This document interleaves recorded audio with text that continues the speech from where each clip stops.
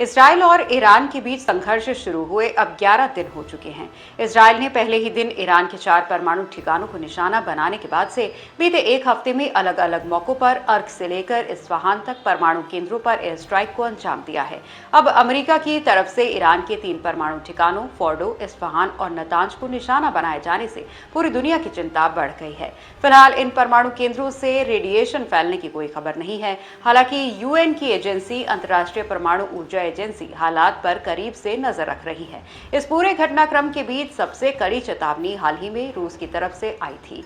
रूस ने कहा था कि अगर ईरान के बुशहर परमाणु संयंत्र पर हमला होता है तो इससे चेर्नोबिल जैसे परमाणु आपदा पैदा हो सकती है। नतांज, अर्क और इस्फहान में परमाणु ठिकानों पर गुरुवार से लेकर रविवार तक जबरदस्त हमले हुए, लेकिन बुशहर पर किसी बड़ी हमले की बात सामने नहीं आई।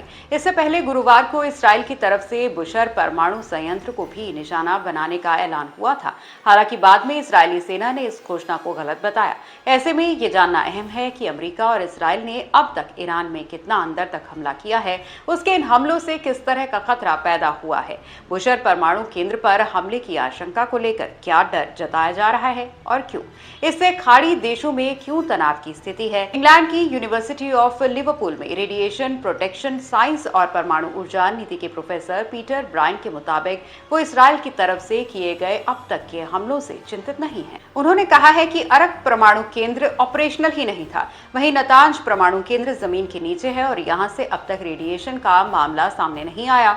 नतांज जैसे परमाणु केंद्रों को इस तरह के हमले रोकने के लिहाज से ही डिजाइन किया जाता है। उन्होंने कहा कि कम रिसोर्सेज में यूरेनियम तभी खतरनाक हो सकता है जब ये किसी तरह से शरीर के अंदर पहुंच जाए, फिर चाहे हवा के जरिए हो या फिर किसी और तरीके से। वैज्ञानिकों की चिंता सिर्फ ईरान के बुशहर परमाणु ठिकाने को लेकर है। इसकी वजह है बुशहर की लोकेशन। दरअसल यहाँ ईरान का सबसे सक्रिय परमाणु रिएक्टर है और ये फारिस की खाड़ी के बिल्कुल पास है।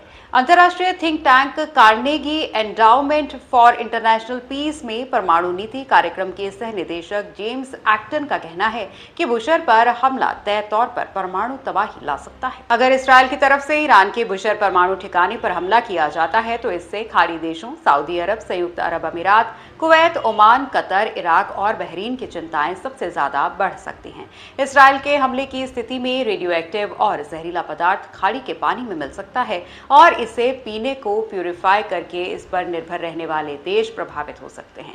संयुक्त अरब अमीरात में पीने के पानी की कुल जितनी मौजूदगी है उसमें से फारस की खाड़ी का प्यूरिफाई किया हुआ पानी 80% हिस्सेदारी रखता है। दूसरी तरफ बहरीन पूरी तरह प्यूरिफाई किए हुए पानी पर निर्भर करता है, क्योंकि 2016 में बहरीन सरकार ने जमीन में मौजूद पानी को आपात स्थितियों में ही इस्तेमाल करने के लिए संरक्षित कर दिया है। इसी तरह से कतर भी फारस की खाड़ी से लिए गए प्यूरिफाइड पानी पर ही निर्भर करता है। सऊदी अरब, ओमान और संयुक्त अरब अमीरात 2 समुद्रों से घिरे हैं। ऐसे में मुश्किल स्थितियों में ये देश अपने लिए प्यूरिफाई किए हुए पानी की व्यवस्था कर सकते हैं। हालांकि कतर, बहरीन और कुवैत के पास ये सुविधा नहीं है। ऐसे में इसराइल का ईरान के बुशहर परमाणु केंद्र पर हमला खाड़ी देशों के लिए घातक साबित हो सकता है।